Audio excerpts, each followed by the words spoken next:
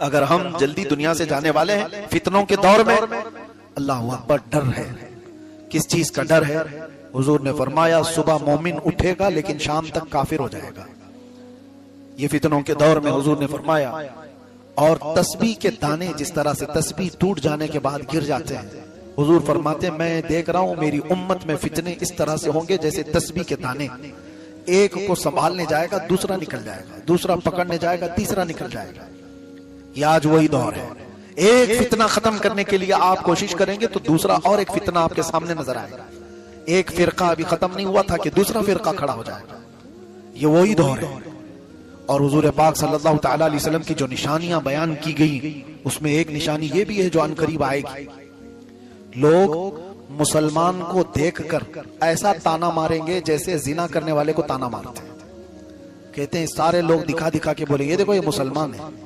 यानी मुसलमान बन करके रहना इतना सख्त हो जाएगा कि सारे लोग उसको उंगली दिखा दिखा करके ताना मारेंगे, जैसे चोर को आज ताना मारते हैं लोग। आज कोई बुरा आदमी हो तो लोग अपने मुंह छुपा ले या फिर उसकी तरफ इशारा करके बताते हैं ये देखो ये रेपिस्ट है, ये देखो ये जानी है। एक दौर वो होगा जो सच्चे मुसलमान को लोग इस तरह दिखा दिखा करके बोलेंगे। बाकी सब क्या होंगे? वो सब डूबे हुए लोग होंगे, वो सब गुमराह होंगे। इसीलिए तो एक अच्छा दिखेगा तो सारे लोग ताना मार रहे होंगे। वो दौर बहुत करीब है जो मैं महसूस कर रहा हूं। अच्छे लोगों की कमी इतनी ज्यादा है मेरे अजीजों, परखने पर आ जाए तो बहुत सारे लोग निकल जाएंगे। कितने लोग हलाल खाने वाले बाकी रह के पता ही नहीं। कितने लोग वो हैं जिनकी 5 वक्त की नमाजें वो गिनने में भी नहीं मिलेंगे। एक वक्त वो था इमाम आजम अबू हनीफा के दौर में मस्जिद का मुतवल्ली उसे बनाया जाता था जिसकी तहज्जुद ना छूटती हो। यहाँ तो ढूंढने जाओगे फजर और असर और जोहर का ठिकाना नहीं है, तहज्जुद कहां से। और उनके दौर में ये फरमाया गया था अब्दुल्लाह इब्न मसूद के बारे में, उन्होंने उस वक्त कहा था कि जितने अहकाम तुम्हें बताए गए हैं उनमें से अगर तुम 10% भी छोड़ दोगे तो गुमराह हो जाओगे। अब्दुल्लाह इब्न मसूद अपने शागिर्दों से कह रहे हैं उस जमाने में कि जितने अहकाम तुम्हें बताए गए 10% भी छोड़ दो तो गुमराह हो जाओगे। लेकिन एक बात याद रखो, कयामत के करीब इसी उम्मत पर एक वक्त ऐसा आएगा कि अगर ये 10% भी अमल कर ले जाएं तो अपने जमाने के मुत्तकी बनेंगे। ये वो दौर है। 10% पर भी अमल करना मुश्किल हो गया है नौजवानों। अजीजा ने गिरामी वक़ार, हम अपनी जिंदगी के ही आखिरी अय्याम नहीं गुजार रहे, इस दुनिया के भी आखिरी अय्याम में आए हैं। हम इस दुनिया के भी आखिरी अय्याम में हैं। और ये बहुत दूर की बात नहीं है। रमजान गुजर रहा है। मैंने अभी पिछली शब में ही कहा था या दूसरी जगह मैंने अभी बयान में कहा, मैं पढ़ रहा था रमजान की ये जो ताक़रात है ना, 21, 23, 25, 27, 29, ये 5 ताक़रात, इन्हीं में से एक ताक़रात होगी 23वीं या 25वीं। फरमाया गया इसी रात को इमाम मेहदी का ज़हूर हो जाएगा। मक्का मुकर्रमा में सारी दुनिया हिजरत करके, यानी बड़े बड़े अब्दाल, अख्ताब, औलिया मक्का में तवाफ कर रहे होंगे। हालात इतने सख्त हो चुके होंगे कि जंग व जिदाल का मैदान ऐसा कायम होगा कि कत्ल इतना ज्यादा होगा कि लोग कत्ल को हल्के में लेने लगे। क्या वो दौर नहीं है आज? कत्ल को लोग हल्के में लेने लगे। पहले एक किसी की मौत की खबर होती तो सब जगह फैलती थी, अरे फलां इंतकाल कर गए, फलां मर गया। अभी कोई फर्क नहीं पड़ता। फिलिस्तीन में 70,000 लोग मारे गए। किसी के जीने पर कुछ फर्क पड़ा? किसी के ऐश पर कुछ फर्क पड़ा? मौत को हल्के में लेनी शुरू कर देगी उम्मत।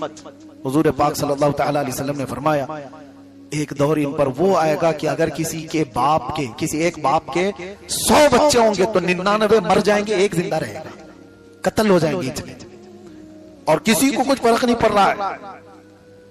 आज जो आप हालात देख रहे हैं, मैं इससे कबल भी कहा, आज फिर दोहराता हूं, ये जो मिडिल ईस्ट की जंग को आप देख रहे हैं, ये अचानक तेल और डीजल की जंग नहीं है।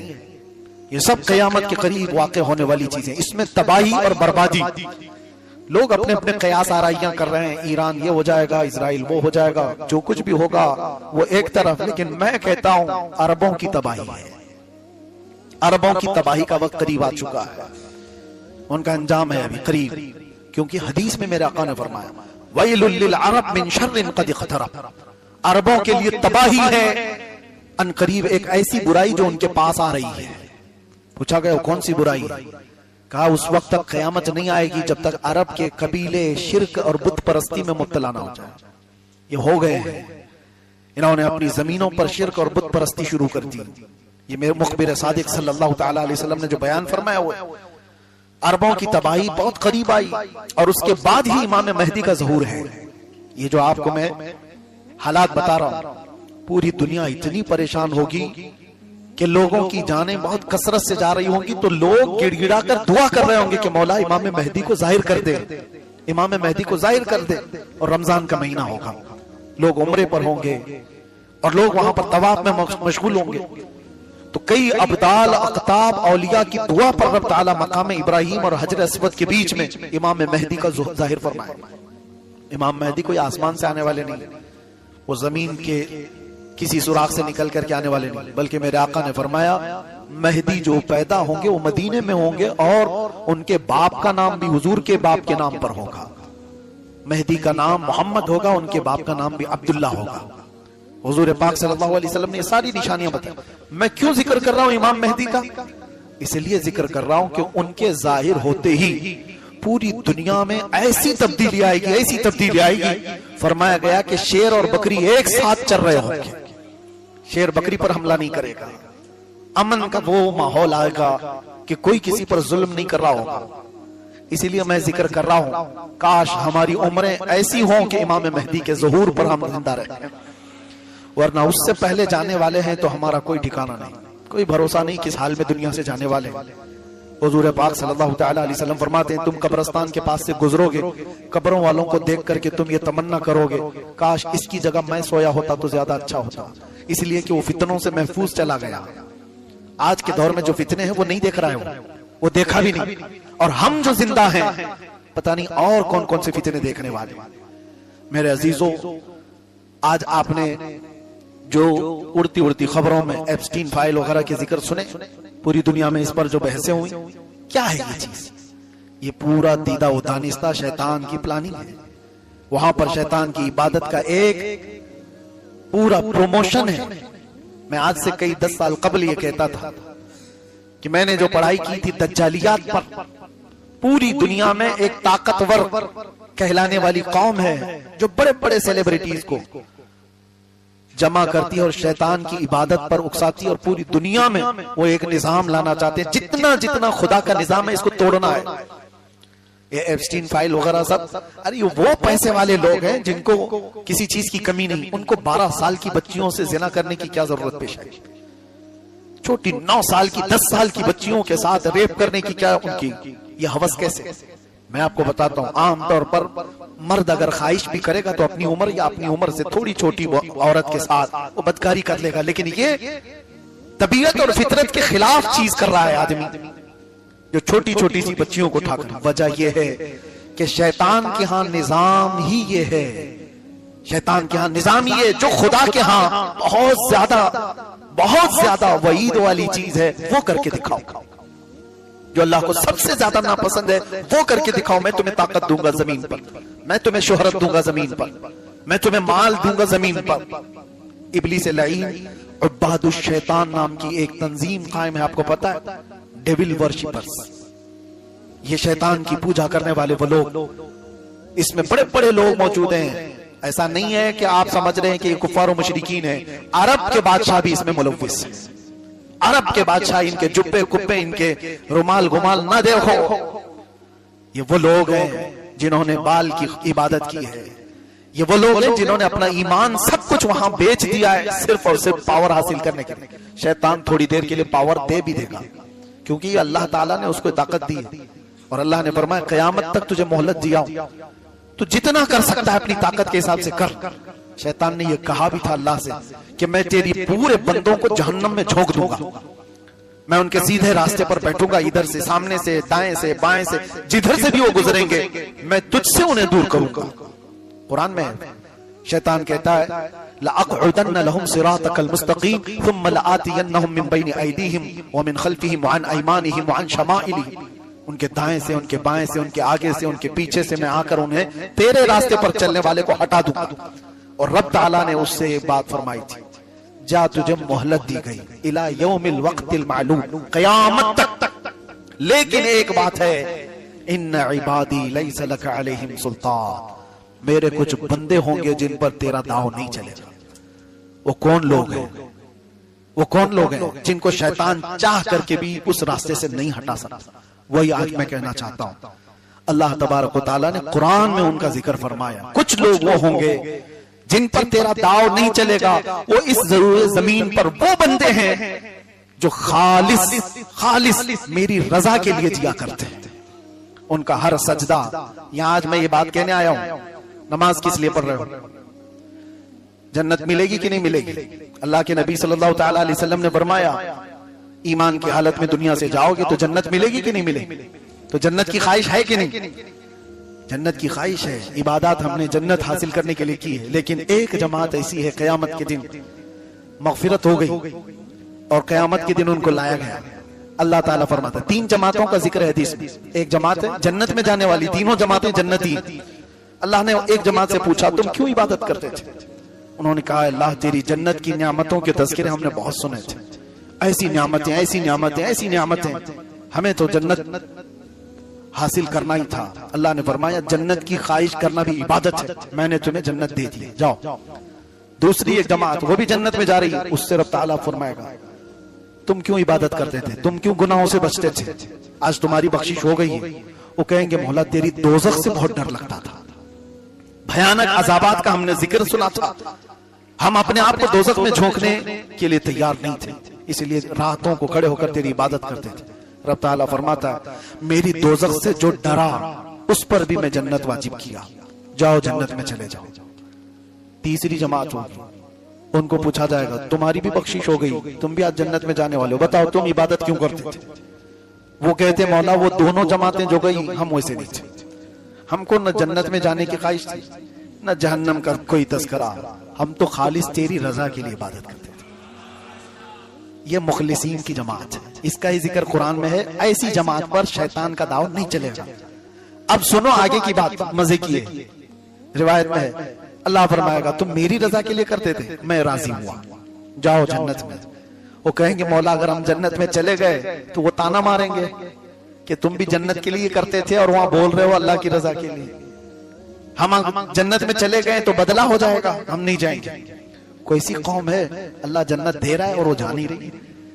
वो कहेंगे कि रब ताला हमें जन्नत में ना भेज, हम तेरी रजा के लिए इबादत करते थे, तू राजी हो गया। अल्लाह फरमाता, मेरी रजा यही है, अब जाओ जन्नत में। वो अड़े रहेंगे। रिवायत में मिलता है कि अल्लाह फरिश्तों को हुक्म देगा कि इनके हाथों और पैरों में बेड़ियां बांधो और इनको खींचकर जन्नत में ले जाओ। ये मुखलिसीन की जमात है, इनको खींच के ले जाओ जन्नत में। वही जमात है जिसके मुतालिक अल्लाह कुरान में फरमाता है, इन्ना इबादी लैसा लका अलैहिम सुल्तान, मेरे वो बंदे हैं जिन पर तेरा दाव नहीं चलेगा, शैतान का। आज जो शैतान कर रहा है, मैं बच्चों को आगाह करते रहता हूं, आपको अंदाजा भी नहीं कि आप अनजाने में उस रास्ते पर पड़ चुके हैं, आपको पता भी नहीं। आपके खाने पीने में, आपके पहनने में, आपके चलने फिरने में, आपके उठने बैठने में, आपके बोलने में शैतान उस रास्ते पर ला चुका है और बहुतों को पता भी नहीं, उन्हें मालूम ही नहीं है वो शैतान की बोली बोल रहे हैं, उन्हें अंदाजा भी नहीं। फहश गाने गाते हैं और जानते हो ये पूरी एक लॉबी है गाने बनाने वाली, उसको सजाने वाली, संवारने वाली।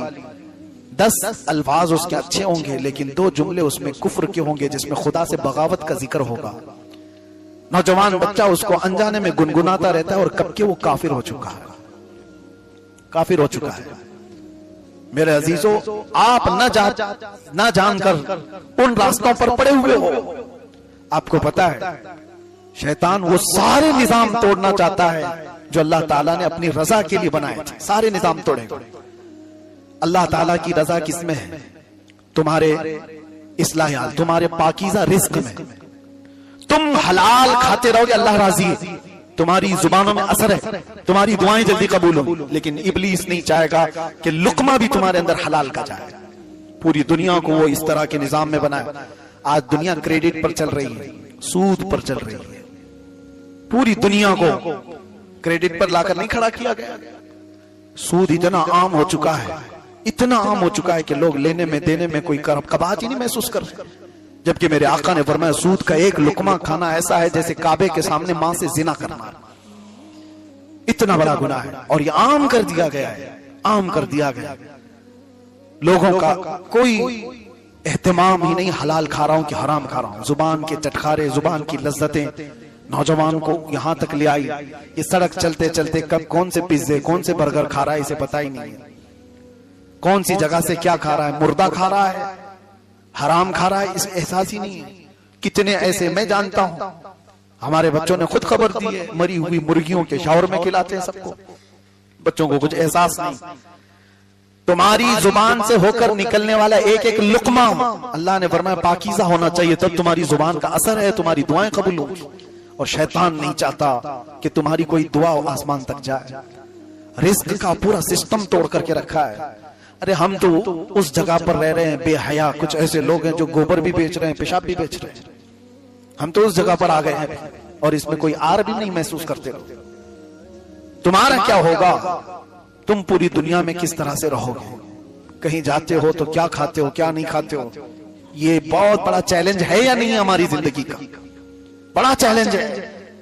लोग आज फास्ट फूड खाने के इतने आदी हो गए, इनको पता ही नहीं। बहुत सारे नौजवानों को देखा, ये नॉर्मल समझते हैं हर जगह से नॉनवेज खाने को। तुम्हें पता ही नहीं जो गैरुल्लाह के नाम पर कटा हुआ जानवर है वो तुम्हारे लिए हराम है, मुर्दार है। कुरान ने कहा है मुर्दार है वो, तुम खा नहीं सकते। यहां बैठ करके ऑर्डर दे करके मंगवा लिया और जो आया